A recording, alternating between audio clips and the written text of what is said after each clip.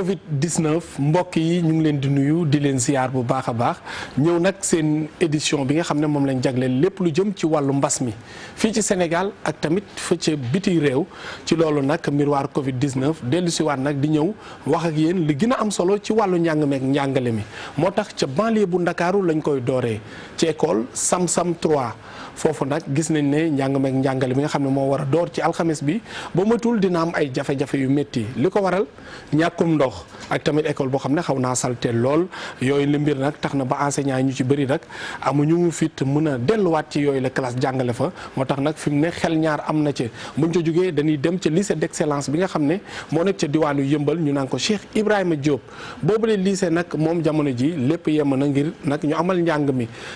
la fa amoon moo nekkoon dund nga nga xam ne moom lañ fa defoon ngir jàppale ko ñi mbas mi laal waaye nag classe yëpp désinfecté nañ ko dañuy dem ba banlieue bu Ndakaaru ñu fekk nga xam ne moom moo nekk Ndongo Ka ak Modou Diop Ndongo ñu ngi lay nuyu bu baax a baax lan moo gën a fës foofu ca banlieue bu Ndakaaru. ñu wax ni nag li nga xamante ni moo di tàmbaliwaat njàng meek njàngale mi fii ci département bu Pikine 46 334 ci ay élèves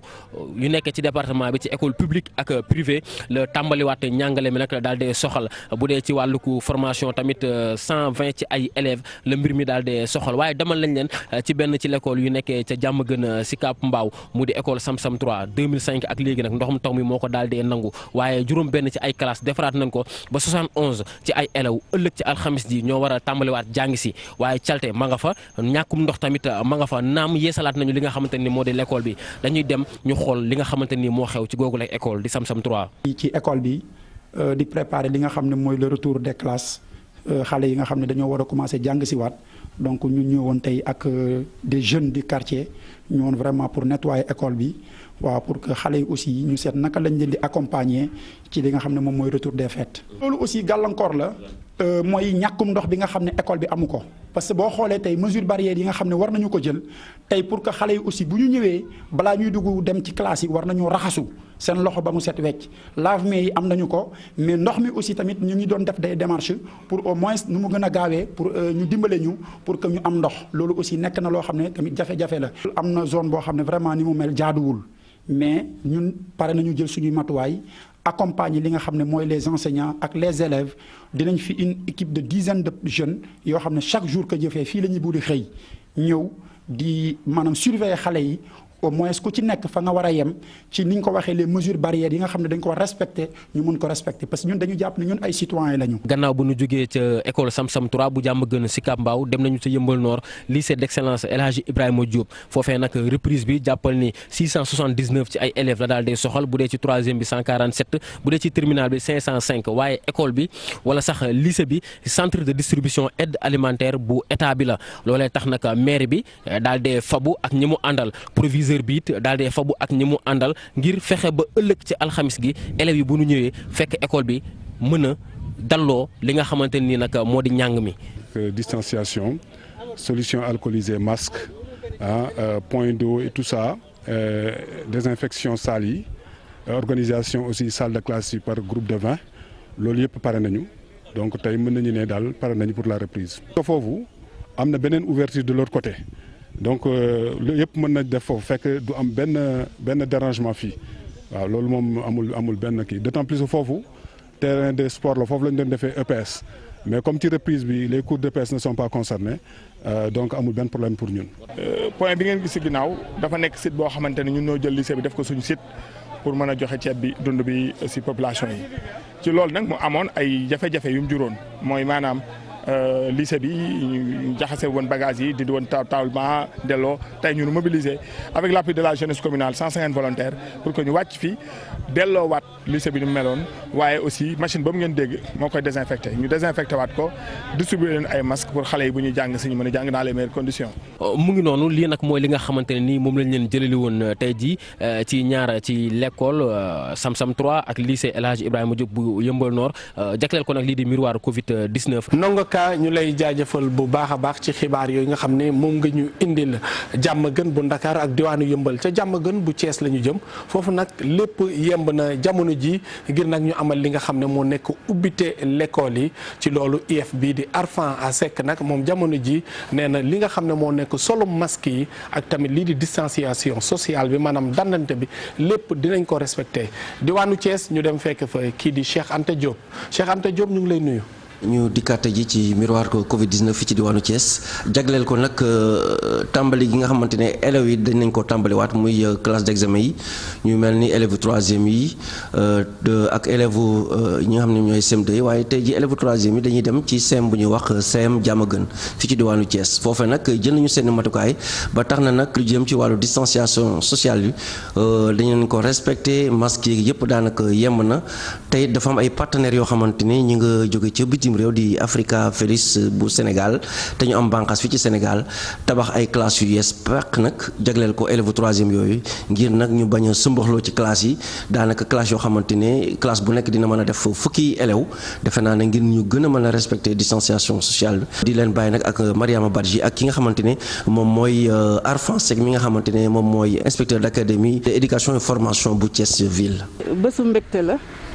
ndax projet bi nga xam ne commencé woon nañ ko depuis 15 mois yàlla def na ci sutura ba lañ ci mbébatoon yëpp am na mooy maanaam bâtiment bi ndax xale yi mën a jàng ci ay classes yoo xam ne aéré na nekk na dans les normes ñu def ci ay table banc yoo xamante ne gune dina mën a toog ci table banc am ñu respecter distanciation sociale bi ñu defar toilettes yi defar boo xamante ne xale bu ci nekk su ci demee dina ci gis boppam te dina am ndox moo xamante ne dina mën a suturaal boppam. am naa mbégte lool. ginnaaw bi ma ñëwee fii gis tey li ñu gisandoor mais damay wax ne dafa doon loo xam ne dañ ko dundoon sax auparavant ndax bi ma ñëwee Thiès ba léegi maa ngi doon lëkkaloo ak partenaires yi di gis ñu may wan li ñuy def et donc tey gis ngeen ko bâtiment bu rafet nii bu yanj boo xamante ne dafa wuyu normes yi nga xam ne li ñu soxla ci salle de classe am na fi et donc matériel bi mais am na ay formation yoo xam ne jot na fi am ñu jëmale ko ci wàllu professeurs yi jëmale ko ci xale yi pupitres yi ñu gis fi daf ñuy permettre aisément ñu mun a garder distance bi vraiment jàngal xale yi quoi fii moom ci jàmm gën yemb na ba pare quoi yemb na ba pare. yooyu matukaay la ñu jël ngir nag ubbite gu mucc ayib fii ci diwaanu Thiès rawatina ci CEM Diamaguène di leen jox dig daje suba ak jàmm ci waxtu yi. mu nekkoon noonu Cheikh Anta Diop ca diwaanu Thiès daanaka lépp yemb na fa ngir ñu tàmbali njàng meeg njàngale mi. ni ko suba noonu la demee tamit ci diwaanu Matam foofu Ali Bandel ñaam fay fekk jàpp na ne lépp daal yemb na waaye leneen loo xam ne mën nañ ko cee jàpp moo nekk nawet bi nga xam ne moom mooy ñëw nii ñett ci ñi nga xam ne ay l'école dañ leen di délocaliser maanaam jëlee leen ci bërëb yi yóbbu leen ci yeneeni bërëb Ali Bandel ñaa la ñuy fekk ci diwaanu Matam Ali Bandel ñaa maa ngi lay nuyu. maa ngi leen di fay di leen dalal jàmm fii ci région bu Matam ni muy amee fépp ci réew mi ëllëg alxamis mboolem ndongo daara yi nekk ci classe d'examen yi daañu delluwaat ca bërëbu jàngukaay ya fii nag ci diwaanu Matam daanaka lépp yemb na loolu nag ñu ngi ko xam gannaaw bi nga xamante ni séq nañu waxtaan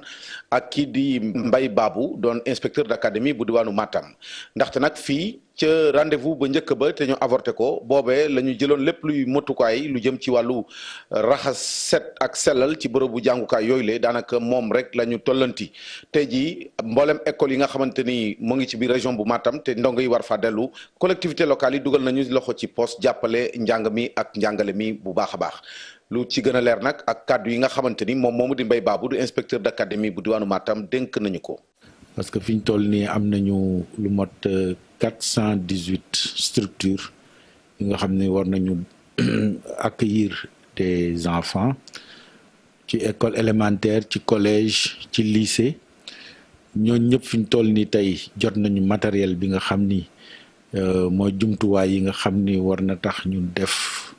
ak mettre xale yi ci dans de bonnes conditions depuis avant le premier cela a été fait. tey tamit mission bi ma def sur le terrain a montré que le matériel est sur place que même les collectivités territoriales tamit indi nañu seen ndimbal bi nga xam ni jox nañ ko école yi li nga xam ne mooy communauté bi tamit vraiment li ma gis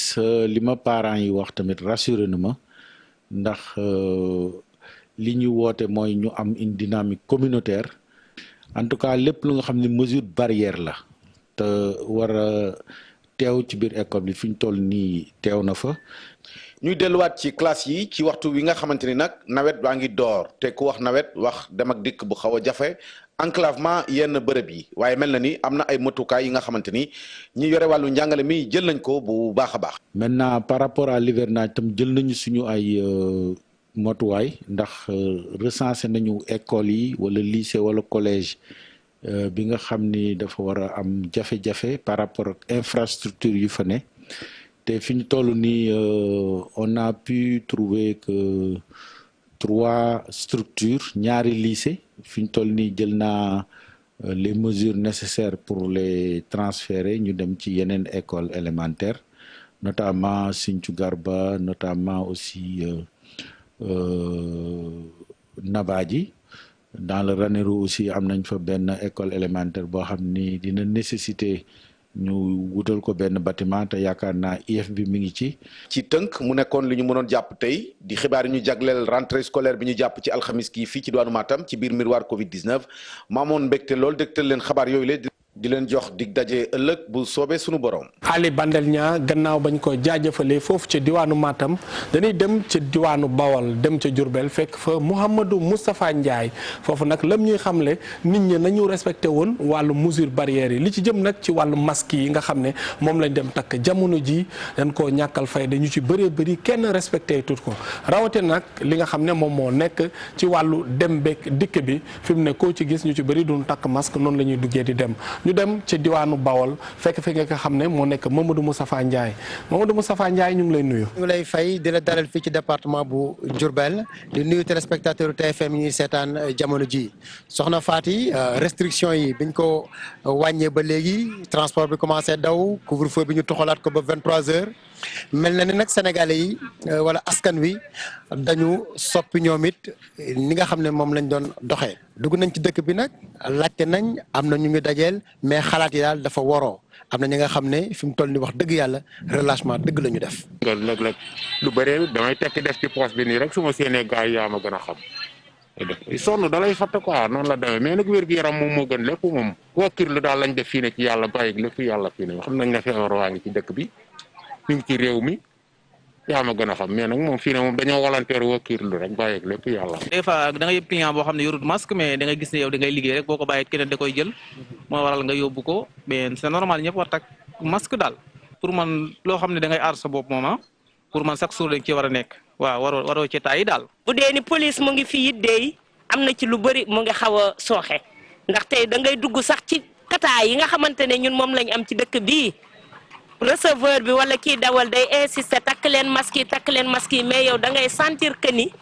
yow mi leen di wax takkal masque bi sax yow da nga ci am intérêt. Si la police est là pour ne nit ñi nañu takk masque c'est pas parce que pour ñoom la mais c'est pour nous c'est pour notre sécurité parce que ñun li ñuy dund du lii bokkul ci suñuy aada parce que takk masque raxasu fii jël gel c'est bien beau baax na trop mais nag loolu nekkul suñu aada. lii lañ leen indi doon tey fii ci département bu Diourbel li leen dig daje beneen yoon ci beneen numéro miroir Covid 19. jërëjëf Mouhamadou Moustapha Ndiaye diwaanu Bawol boobu la ñuy des gannaaw Diourbel dañuy dem ca Bambey foofu nag ba kaabu njëkk ba feeñee jëm ci wàllu coronavirus ñoom jamono ji askan wa ak ndaw ña fa nekk nag dañoo boole seen doole ngir xeex jàngoro ji jëm nag ci wàllu sensibilisation moom la ñuy def nañu dem foofu ca diwaanu Bambey fekk fa ki nga xam ne moo nekk Babacar Diouf. jërë ngeen jëf tey ñu ngi waxtaan ak yéen ci miroir Covid 19 jëmale ko ci ñi nga xamante ni ñooy jeunesse républicaine ñoom seen mbëbët dañ ko jëmale ci sensibilisation waxtaan ak askan wi pour ñu moytu feebar bi nga xamante ni fi mu nekk nii dugg na ci département bu Bambey. vraiment jàpp ci xeex bi ñuy xeex Covid 19 ñu ànd si ak notre coordonnateur départemental le ministre Mor Ngom ak vraiment ndimbalu. Le ministre Fatoumata Néné Tall vraiment pour ñu ñëw jàppale population bi ci wàllu masque ci wàllu gel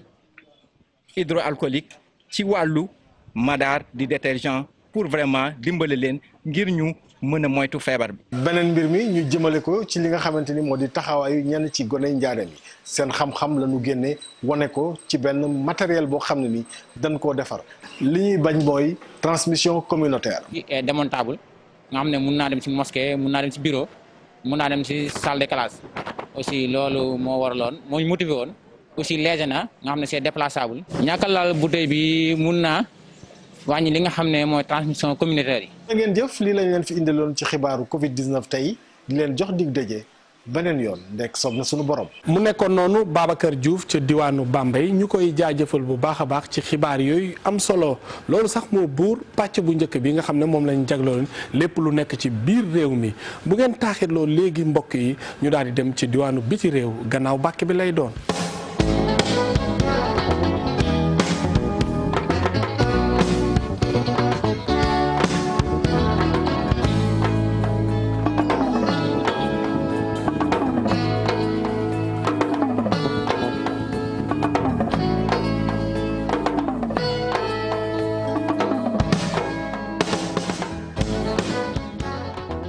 xibaar yu nu mel nag ñu ngi koy dooree fële nga xam ne moo nekk ci diwaanu Côte d'Ivoire Cheikh Ibrahima Fall mu ngi ñuy xamle activités yi ñu ngi tàmbali ndànk-ndànk jamono ji li ko waral nag moo nekk Covid 19 bi waaye nag mbir ya nam demeewu ko ñu ngay yaakaar nag fii ak fan yu néew seen mbir nag dina gën a dox maanaam seen bamba maase ci wàllu woowu ñu dem ca Côte d'Ivoire fekk fa Cheikh Ibrahima Fall Lamp Cheikh Ibrahima Fall Lamp ñu ngi lay nuyu. dellu si encore suñu émission Miroir Covid 19 tey nag ñu dal ci benn Sénégalais boo xam ni ci menuiserie lay yëngu defar ay meubles ak ay lal di Serigne Bara ñu déglu ko fi mu jaar ak Covid 19. feebar bi de moom wax dëgg yàlla gis nga ko ñëpp ko déggandoo daal wax dëgg yàlla ñëpp ko gisandoo ba mu commencé ba léegi moom daanaka tëj na àdduna bi yëpp daal tëj na àdduna bi yëpp waaw gis nga ko liggéey yi moom daanaka wàññeeku na bu baax a baax taxul mu demee à cause de Covid 19 moom ku ko xamuti dégg nga ko vraiment. lim tëj bëri na daanaka liggéey yëpp moom léegi moom daanaka tuur rek lay doon daw dépasse rek mooy am mais leneen moom amagul actuellement nii liggéey yi daal taxaw na bu baax a baax a baax boo xoolee ci atelier bi nii sax da ngay xam ne Covid bi lim yàq bëri na daal lim yàq bëri na par rapport ak bu njëkk wax dëgg yàlla bu njëkk moom liggéey yi da nga koy gis bu baax waaw mais fi mu nekk ni moom depuis Covid bi ñëw ba léegi moom surtout nag ñun suñu liggéey jëm ci. dugg ci biir kër yi di liggéey di arranger bagage yu mel noonu ñu wax restez vous chez toi ah génn nag dem fenn dootu mën a am daanaka léegi kenn wóotu la ngay dem fenn di fa defari dara daanaka loo mënta defar léegi ci sa atelier moom du demee noonu loolu mooy tax liggéey bi moom wax dëgg am taxaw na bu baax waaye ñu sant yàlla bu baax waaye taxaw na moom wax dëgg am Covid bi moom taxawal na ko wax dëgg yàlla am. bi ma jógee foofu ci Cocody maa ngi dugg ci encore engrais ba tey dans la grande commune de Cocody fekk fi une dame boo nga xam ne dafa doon sëy ak benn international ivoirien Cheikh Tioté génn àddina il y a 3 ans ñu daje ak moom di Mada Biteye Tioté muy waxtaan ak ñun ci Covid 19 bi li mu yàq ci liggéeyam. Et depuis lors le spa est fermé le côté esthétique vu les mesures de barrière observées par l'État nous devons juste venir ouvrir mais nous ne voyons pas des clients au fait, parce que rien de nouveau n'arrive. Les aéroports sont fermés, mais quand même on est obligé de se lever les matins, venir travailler, tout en respectant les mesures de barrière avec ceux qui viennent peu à peu. Mais là, c'est un peu difficile avec le corona, avec le Covid-19, c'est un peu difficile pour nous. di lay wàccee suma kàddu di leen jox rendez-vous suba ci beneen numéro man la Ibra Fall ma ànd ak suma caméra Modou Ndiaye pour la télévision Futur Média. jërëjëf Cheikh Ibrahima Fall gannaaw loolu ñu dem ba diwaanu États-Unis foofu nag li nga xam ne moo nekk activités yi ñu ngi koy tàmbaliwaat ndànk-ndànk waaye nag ñu ngi cay boole di respecter lii di mesure barrières yi takk seen i masque ak di dandante naka noonu di raxasoog ay lii di gel li nu mel nag moo tax kii di El Hadj Ndaw jël kàddu gi jox ko ab docteur bu ñu tuddee Saloum. docteur nag moom li nga xam ne daan na koy def wax ci situation bi jamono ji ni nga xam ne noonu la demee nañ dem ba diwaanu États-Unis fekk fa El Hadj Ndaw. ginnaaw bu ñu nuyoo nuyu téléspectateur TFM yëpp dañuy ñëw ak yéen ca tey li nga xam ne moom la ñu di indil la vie continue foog ñu liggéey bi comme ni ñu koy waxee rek fépp ci àdduna bi gis ngeen ne déconfinement bi mu ngi am il faut que ñu delluwaat ci tey wax nañ leen ko New York commencé waat dina vraiment dellu ci phase 2 bi lu bëri ibbiwaat na nit ñaa ngi delluwaat ci seen yitte fii ak 2 semaines yaakaar nañ ne danañ ñëw ci phase 3 bi mu nar a nekk lu gën a am solo donc pour wan leen ne rek ne daal xel a ngi dal wante daf ci am na dëkk yoo xam ne nii comme ni ngeen ko waxee rek ñoom xëy na la ñu waroon déglu scientifique yi defuñu ko moo tax mu xaw a jafe si ñoom am nañ benn kilifa goo xam ne nii docteur la xelam màcc ci loolu danañ ci ñëw ak ñun muy docteur Saloum Cissé dana nekk lu am solo. salaamaaleykum waa Sénégal tey nag dama bëggoon a ñëw waxtaan ak yéen si mbas mi nga xam ne vraiment àddina si yëpp la war jaaxal ñi mbas mi dafa am loolu lay njëkk a wax te dama si bëgg a insister plusieurs fois mbas mi am na mi ngi rey nit ñi mi ngi sonnal nit ñi te ñun ñëpp ñoo ci war a bokk jot li ma si bëgg a teg mooy dama bëgg a wax tuuti si li am États-Unis ngeen xam ne loolu mën nañ si jàng ba wàññi mbas mi Sénégal li am États-Unis mooy manque de cohésion wax dëgg yàlla mbas mi demoon na ba garaaw fii lool gis nañ New York nam fa meloon fexe nañ ba mu wàññeeku bu baax mais gis nañ ñi muy yokkoo Florida le 21 bi passé ñu ngi am 3494 cas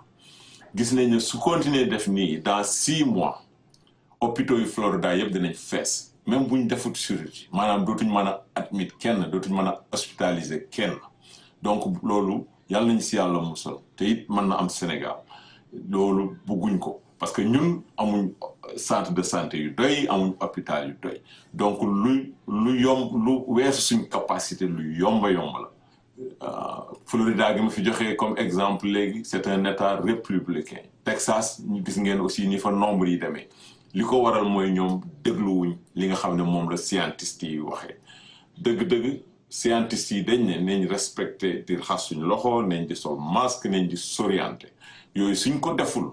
mbas mi dana ëpp dayoo te dana rey nit ñu bari si réew mi donc lu am la luy reyaate la te amaguñ traitement bu dëgër fii am na médicament yu bari yuñ fi wax du ma si dugg mais ngeen xam ne médicament yooyu yëpp balaa ñu koy utiliser sax dañuy dem ba nit ki garaaw bu nit ki garaawee Sénégal ñun daanaka amuñ moyens yi parce que amuñ ventilateur yu doy amuñ ICU maanaam réanimation yu bien yoo xam ne nii vraiment mën nañ yu doy yoo xam ne mën nañ fi traiter maladie waaw donc nañ fexe ba insister si prévention bi nañ xam ne lii lu réel la lu dëggu la te it mën nañu sonnal. donc lii lañ leen jëloon tey di leen wax jàmm ak jàmm